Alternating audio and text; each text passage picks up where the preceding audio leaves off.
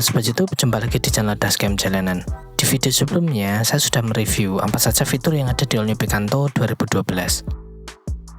Nah, kali ini saya mau mereview kelebihan dan kekurangan mobil asal Korea ini.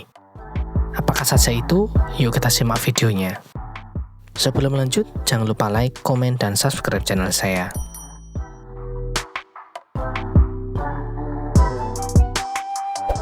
Jadi ini adalah murni opini saya pribadi. Orang lain atau user Picanto mungkin pendapatnya bisa berbeda. Apa yang saya sampaikan ini merupakan pengalaman pribadi setelah menggunakan 2 tahun mobil All New Picanto 2012. Dan saya beli mobil second ya, tentunya kondisi berbeda jika kita review mobil baru. Semoga ini bisa menjadi gambaran bagi kalian yang ingin membeli unit mobil second mobil All New Picanto. Oke, yang pertama kita bahas kelebihannya dulu. Pertama, kualitas eksterior yang bagus. Bahan plat bodi All New Picanto ini tebal dan kokoh. Jadi bukan kaleng-kaleng nih. Dengan kualitas yang bagus ini pasti jauh dari kesan murahan. Selain itu, Picanto juga punya peredaman yang cukup baik. Suara mobil dari luar juga suara mesinnya pun bisa diredam dengan bagus. Bahkan kalau kita jalan di bawah RPM 2000, nyaris tanpa suara ya. Jadi suara bising mesin itu nggak terdengar. Saya pernah bongkar karpet dasar dan tertempel banyak peredam di tiap lantainya, meskipun belum full ya. Yang pengen lihat saya bongkar karpet dasar, bisa cek di video sebelumnya. Selain itu, jangan bandingkan Picanto ini dengan mobil LCGC ya, karena mobil ini memang bukan mobil murah, meskipun harga secondnya sudah lebih terjangkau ketimbang harga bekas LCGC. Kedua, dari interiornya ini didesain modern, simple namun elegan. Interiornya didominasi warna hitam ya, begitu pula dengan cokorinya yang berwarna hitam dengan motif garis. Namun pada struknya ini sudah saya cover supaya lebih mudah dalam perawatannya. Pada dashboard material plastik soft touch-nya ini bagus ya, nggak tipis, jadi kokoh begitu.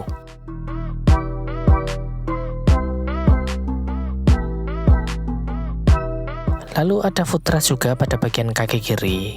Ini hanya ada pada mobil bertransmisi manual ya, sehingga bisa membantu driver mengistirahatkan kakinya.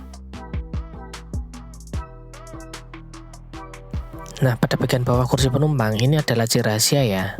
Di tempat ini kita bisa menyimpan beberapa peralatan, seperti misalnya kanebo, payung, dan lainnya.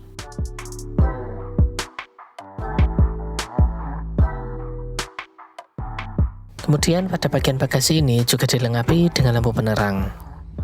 Lampu ini otomatis menyala ketika kita membuka bagasi. Nah, fitur ini sangat jarang ya dijumpai pada mobil-mobil Jepang.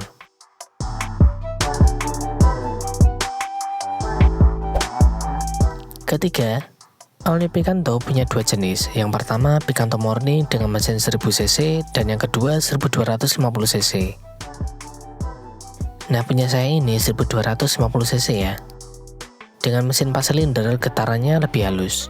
Mesin ini tenaga outputnya bisa mencapai 87 HP dengan torsi 1200 pada 4000 rpm, sehingga mobil ini sangat gesit dan bisa lari kencang. Buat akselerasi pun enak banget. Percaya atau tidak, saya pernah menggeber hingga 170 km/jam. Dan performanya luar biasa anteng, nggak goyang dan limbung.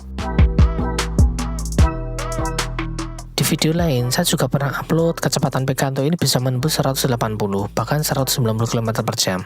Tapi mohon untuk tidak ditiru ya, karena dengan kecepatan yang tinggi seperti itu sangat berbahaya. Kelebihan dan fitur lain sudah saya jelaskan di video sebelumnya ya, silakan untuk dicek.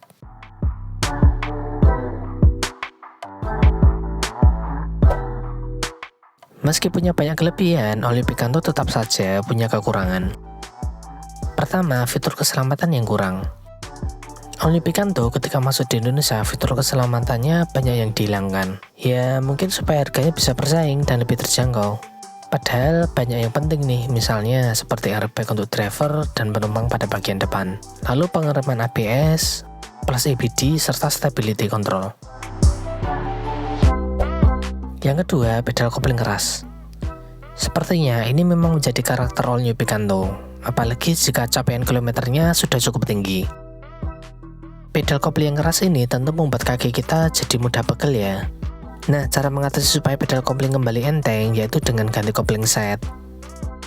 atau tambah alat peringan kopling.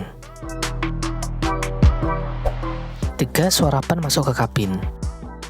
Meski peredaman suara mesin serta suara luar mobil sudah cukup baik, pada All New Picanto ini suara bannya masih suka mengganggu. Kalau di jalan rata memang benar-benar senyap, tapi saat melewati jalan yang rusak, paving, berbatu, atau sejenisnya, suara ban itu terdengar sampai ke kabin.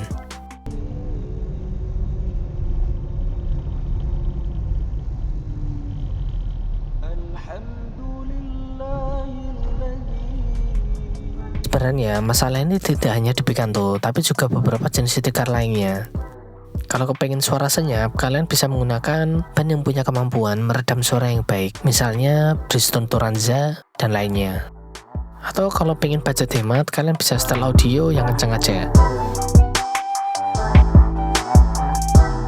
Keempat, kaki-kaki di Picanto bisa dibilang ringgih. Bagi yang sering lewat jalan yang rusak, awas ya, pasti akan sering jajan part atau servis. Sebab akan terdengar bunyi geluduk-geluduk. Bunyi geludukan pada kaki-kaki itu masalahnya dari bermacam-macam ya. Mulai dari karet supportnya, bushing, arm, link stabil, dan komponen kaki-kaki lainnya. Apalagi ini menginjak 10 tahun sehingga membutuhkan perawatan. Bahkan kalau perlu diremajakan ya partnya supaya lebih awet.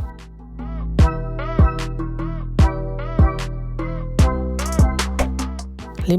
Ini adalah yang menjadi momok para pengguna Picanto, terutama Picanto 2011 ke atas atau Picanto generasi ketiga, yaitu banyaknya kasus kerusakan pada ecu. Kerusakan ini umumnya dialami oleh pengguna Picanto Matic. Manual sih sebenarnya ada ya, tapi tidak banyak.